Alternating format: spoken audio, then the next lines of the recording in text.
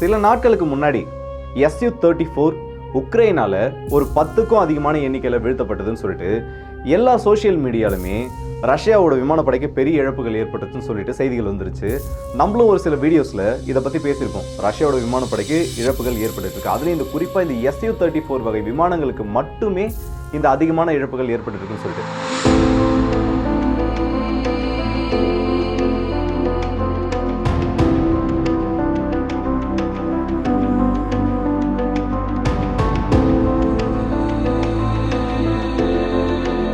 ஆனா ஒரு சில நாட்களுக்கு முன்னாடி இதே மாதிரி ரஷ்யாவோட Su-34 உக்ரைனியன்ஸ் சுட்டுத்தள்ள ட்ரை பண்ணியிருக்காங்க. அவங்க கிட்ட இருக்க பேட்ரியாட் மிசைல்ஸை வச்சு.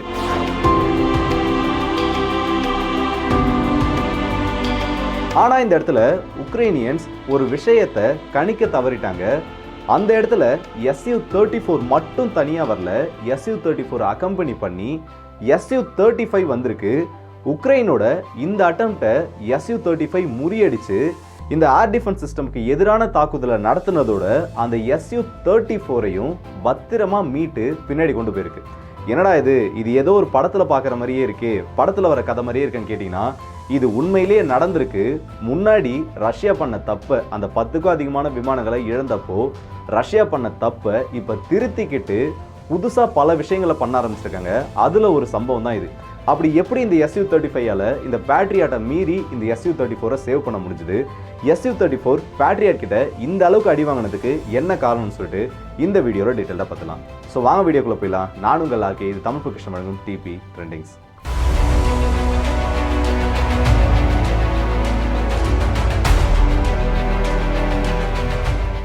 நிறைய ஹாலிவுட் படங்கள்லாம் பார்த்துருப்போம்.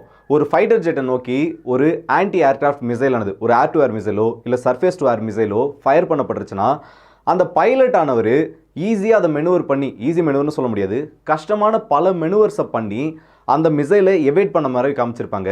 நிறைய இடங்களில் அந்த ஃபைட்டர் ஜெட் பைலட் வெற்றியும் அடைஞ்சிருப்பார். ஆனால் ரியாலிட்டியில் இந்த அளவுக்கு ஒரு ஃபைட்டர் ஜெட் மெனுவர் பண்ணி இந்த ஏர் டு ஏர் மிசைலையோ இல்லை சர்ஃபேஸ் டு ஏர் மிசைலையோ இந்த ஏர்கிராஃப்ட்டுக்கு எதிராக ஏவப்பட்டதை முறியடிக்க முடியுமான்னு கேட்டிங்கன்னா அதில் பாசிபிலிட்டின்றது ரொம்பவே கம்மி. அதுலேயும் சில க்ரைட்டீரியாவில் மட்டும்தான் அந்த ஏர்கிராஃப்டால் சக்சீட் ஆக முடியும். உதாரணத்துக்கு சொல்லணும், இங்கே ஃபஸ்ட் இந்த பேட்ரியாட் மிசைலை பற்றி கொஞ்சம் தெரிஞ்சுக்கலாம். இந்த பேட்ரியாட் மிசைலில் PAC-2 அதுலேயும் GEM+Tங்கிற வேரியண்ட்டில் இருக்க மிசைல்ஸ் தான் இந்த உக்ரைனியன்ஸ்க்கு அதிகமாக கொடுத்துருக்காங்க. இதோட ஸ்பெஷாலிட்டி என்னன்னா, இது எல்லாமே ட்ராக் வியா மிசைலுங்கிற ஒரு கெப்பாசிட்டியோடு வரும். இந்த ட்ராக் வியா மிசைல்னா என்னன்னா, பொதுவாக ஒரு surface to air missile fire பண்ணப்பட்டுச்சுன்னா அதில் பெரும்பாலும் யூஸ் பண்ணுற ரெண்டு மெக்கானிசம்ன்றது, ஒன்று ஆக்டிவ் ரேடார் ஹோமிங், இன்னொன்று செமி ஆக்டிவ் ரேடார் ஹோமிங். இது ரெண்டுத்துக்கு என்ன வித்தியாசம் கேட்குறீங்களா? முதல்ல ஆக்டிவ் ரேடார் ஹோமிங்ன்றது கீழே இருக்க கிரவுண்ட் பேஸ்டு ரேடார் மூலிமா இந்த ஃபைட்டர் ஜெட் ஆனது கண்டுபிடிக்கப்பட்டு அதுக்கப்புறமா இந்த இன்டர்செப்டார் மிசைல் ஃபயர் பண்ணப்பட்டதுக்கப்புறம் அதோட டெர்மினல் ஃபேஸில், அது அந்த ஃபைட்டர் ஜெட்டை நோக்கி கிட்ட போகிற டைமில் இதுக்குள்ளேயே டிரான்சிவர் இருக்கும். இதுலேயே ஒரு ரேடார் டிரான்ஸ்மிட்டர் அண்ட் ரிசீவர் இருக்கும். இதனால இதுலேருந்து புறப்படுற ரேடார் அலைகள் அந்த விமானத்தை கண்டுபிடிச்சு அதுக்கப்புறமா பிரதிபலிக்கப்பட்ட ரேடார் அலைகளை இது ஆர்கனைஸ் பண்ணி அதை ப்ராசஸ் பண்ணி அதோட டார்கெட்டை போய் அடிக்கும். இது ஆக்டிவ் ரேடார் ஹோமிங் மிசைல்ஸ். ரெண்டாவதாக இருக்கிறது semi active radar homing missiles. இதில் ரிசீவர் மட்டும்தான் இருக்கும், டிரான்சிவர் இருக்காது.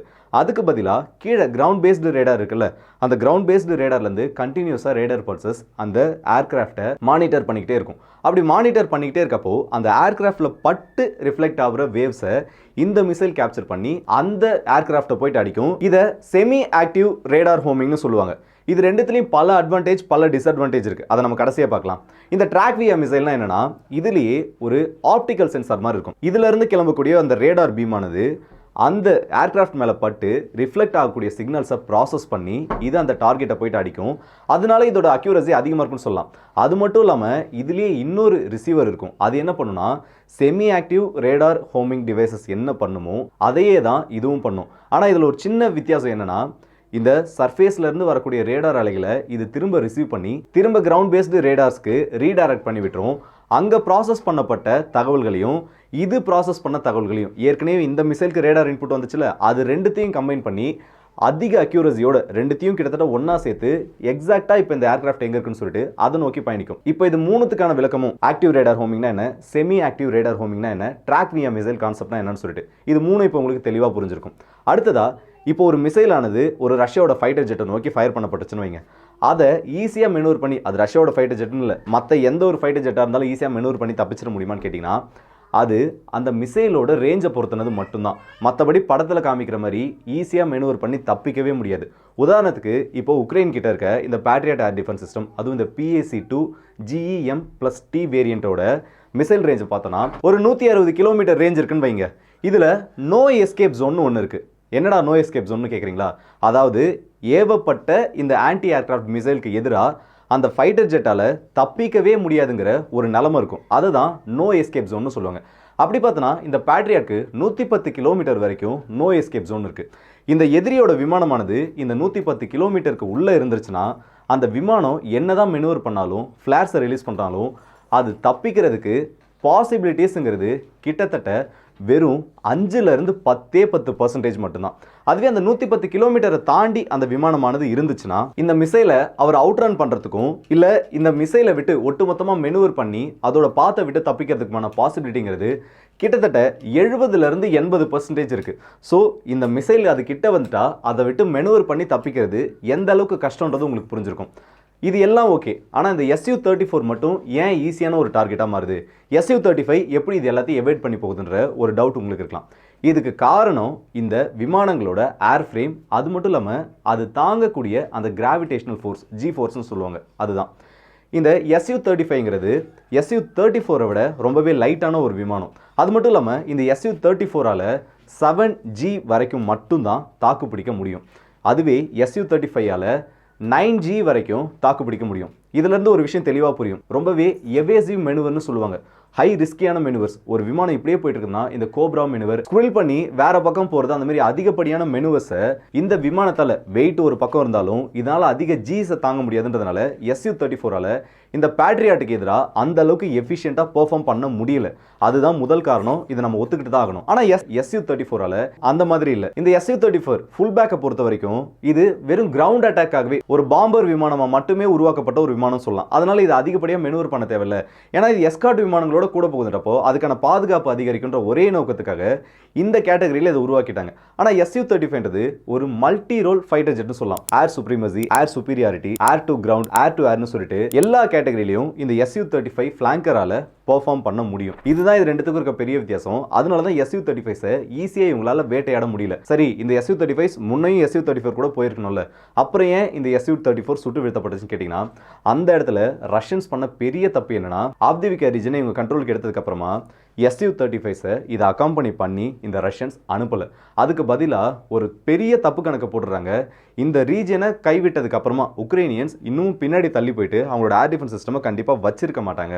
அப்படி வச்சில்லாத டைமில் நம்ம உள்ளே போயிட்டு ஈஸியாக நம்மளோட Su-34 அட்டாக் பண்ணிட்டு வரலாம்னு சொல்லிட்டு ஒரு பெரிய தப்பு கணக்கு போட்டதோட விளைவாக தான் இந்த 10க்கும் அதிகமான விமானங்களை இந்த ரஷ்ய விமானப்படை இழந்துச்சு. ஆனால் இப்போ அதிலிருந்து மீண்டு வந்த ரஷ்யா இந்த Su-35 இந்த Su-34 அக்கம்பெனி பண்ணி அனுப்ப ஆரம்பிச்சிட்டாங்க. ஏன்னா ஏற்கனவே Su-34ஓட எலக்ட்ரானிக் வார்ஃபேர் கெப்பாசிட்டின்றதை இந்த ஒட்டுமொத்த உலகத்துக்கும் தெரியும். ஏன்னா F-35 ஏமாத்தின Su-35க்கு இந்த பேட்ரியாட்டோட மிசைல்ஸ் குழப்புறதுன்றது பெரிய விஷயம் இல்லை. இப்போது உங்களுக்கு இந்த இடத்துல ஒரு டவுட் வந்திருக்கணும். அப்படின்னா Su-35ல் மட்டும்தான் இந்த எலக்ட்ரானிக் வார்ஃபேர் சூட் இருக்கா, Su-34ல் இல்லையான்னு கேட்டிங்கன்னா Su-34லையும் இருக்குது. ஆனால் Su-35 கூட கம்பேர் பண்ணுறப்போ Su-34ல் இருக்க இந்த எலக்ட்ரானிக் வார்ஃபேர் சூட்டாக இருக்கட்டும், இல்லை ஜாமிங் யூனிட்ஸாக இருக்கட்டும், இது எல்லாமே அதோட செல்ஃப் டிஃபென்ஸ்க்கு பத்தாததாக தான் இருக்குது. அதனால தான் இந்த அளவுக்கு அதிக விமானங்களை ரஷ்யா இழந்திருக்காங்க. இப்போ சமீபத்தில் நடந்த இந்த சம்பவம் கூட Su-34 உள்ளே வருதுன்னு மட்டும் நினச்சி தான் உக்ரைனியன்ஸ் அவங்களோட பேட்ரியாட் மிசைல்ஸை ஃபயர் பண்ணியிருக்காங்க. ஆனால் பின்னாடி எலக்ட்ரானிக் வார்ஃபேர் சூட்டோடு வந்த அந்த Su-35 பேட்ரியாட்டோட ரேடாரால் சரியாக கேப்சர் பண்ண முடியல. அந்த டைமை கரெக்டாக யூஸ் பண்ணி Su-35 ஃப்ரண்ட்டில் வந்து இந்த பேட்ரியாட்டோட மிசைல்ஸை டிஃபெண்ட் பண்ணிவிட்டு Su-34 அதோட பாம்ஸை ட்ராப் பண்ணிவிட்டு, ஏன் இந்த பேட்ரியாட்டுக்கு அகேன்ஸ்டாக கூட பாம்ஸை ட்ராப் பண்ணதாக சொல்லியிருக்காங்க. அப்படி பண்ணப்பட்டிருந்தா உண்மையிலே பேட்ரியாட் நேரத்துக்கு அந்த இடத்துல ஒரு சில லான்ச்சர்ஸாவது அழிக்கப்பட்டிருக்கும். ஆனால் அதை பற்றி இன்னும் எந்த விஷயமும் வெளியில் வரல. அப்படி வராமல் இருக்கிறதுனால நம்ம அதை பற்றி அஃபிஷியலாக எதுவும் சொல்ல முடியல. இந்த தாக்குதலை நடத்தி முடிச்சுட்டு இந்த எல்லா விமானங்களும் சேஃபாக திரும்ப ரஷ்யாவுக்குள்ளேயே போயிருக்கு. முன்ன நடந்த ஒரு சம்பவத்தை ரஷ்யா மனசில் வச்சு இப்போது திரும்பவும் அதே மாதிரி நடக்கக்கூடாதுன்றதுல ரொம்பவே கேர்ஃபுல்லாக இருக்காங்கன்றத இந்த ஒரு சம்பவம் காட்டுது. ஸோ இந்த வீடியோவில் நம்ம பார்க்க வந்த அப்டேட்ஸ் தான். இந்த வீடியோ பற்றி உங்களோட கருத்துக்களை கமெண்ட் செக்ஷனில் சொல்லுங்கள். அதுலேயும் குறிப்பாக சொன்னால் Su-34 அட்டாக் பண்ணலான்னு பிளான் பண்ணி உக்ரைனியன்ஸ் பேட்ரியாட் மிசைலை ஃபயர் பண்ணதும் எங்கேருந்து வந்ததுன்னே தெரியாமல் Su-35 உள்ளே வந்தது உக்ரைனியன்ஸ்க்கு எந்த அளவுக்கு பெரிய அதிர்ச்சியாக இருந்திருக்கும். Su-34 விமானங்களை உக்ரைன் சுட்டு தள்ளினதுக்கு ரஷ்யன்ஸோட இந்த தப்பான கணக்கு மட்டுமே காரணமா இல்லை உக்ரைனியன்ஸோட இந்த ஸ்ட்ராட்டஜியும் காரணமாக நீங்கள் என்ன நினைக்கிறீங்க கமெண்ட் செக்ஷனில் சொல்லுங்கள். நல்லதை பகிர்ந்து நல்ல சமுதாயத்தை உருவாக்கும். ஸோ அடுத்த வீடியோ சந்திப்போம். அதுவரை உங்களிடம் விடுகிறது உங்கள் ஆர்கே.